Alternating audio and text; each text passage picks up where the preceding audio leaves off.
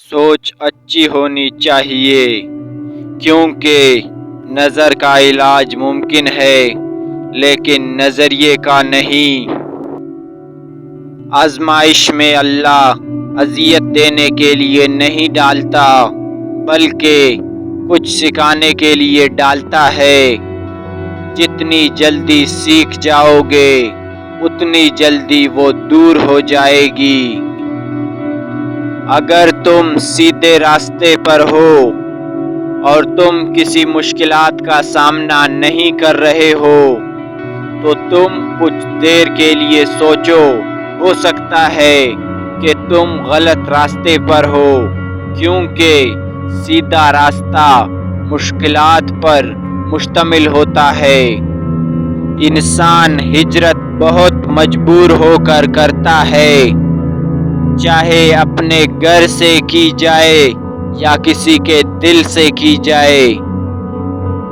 زندگی میں دھوکے ملتے رہتے ہیں مگر ان کو اپنی جان کا روگ نہ بتائیں۔ ہمیشہ مسکرائیں اور آگے نکل جائیں۔ اپنی زبان کی حفاظت کریں کیونکہ یہی تمہاری عزت اور ذلت کی ذمہ داری ہے۔ دنیا میں تنقید کرنے والے پہلے ہی بہت زیادہ ہیں، تم حوصلہ افزائی کرنے والے بن جاؤ۔ جو اونچی جگہ کھڑا ہو جاتا ہے اس کو زیادہ آندھیوں اور طوفانوں کا سامنا کرنا پڑتا ہے۔ جیت جانے کی عادت اچھی ہوتی ہے مگر کچھ رشتے ایسے ہوتے ہیں جس میں ہار جانا ہی اچھا ہوتا ہے۔ زندگی میں کبھی بھی کسی کی ضرورت نہ بننا، کیونکہ ضرورت تو کہیں سے بھی پوری ہو جاتی ہے۔ کبھی دعا کرنا مت چھوڑنا، کیونکہ جو لمحے صبر آزماتے ہیں اصل میں وہی لمحے قبولیت کے ہوتے ہیں۔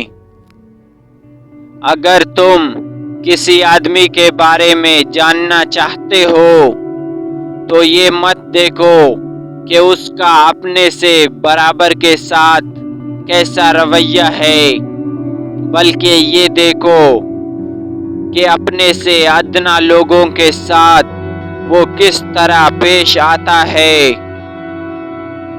دوسرے سے ہونے والا گناہ اور اپنے ہاتھ سے کی جانے والی نیکی کا ذکر کسی سے نہ کرو، یہ تمہارے کردار کا امتحان ہے۔ جب روح بے چین ہو جائے تو خدا تعالی کا ذکر سہارا دیتا ہے۔ مخلص لوگ اکثر بناوٹ سے دور رہتے ہیں، اس لیے بعض اوقات تلخ بھی محسوس ہوتے ہیں۔ انسان کی رزق میں تنگی کی وجوہات: نہانے کی جگہ پر پیشاب کرنا، دسترخوان پر بے جا گفتگو کرنا، اللہ کی نافرمانی کرنا اور نماز ترک کرنا۔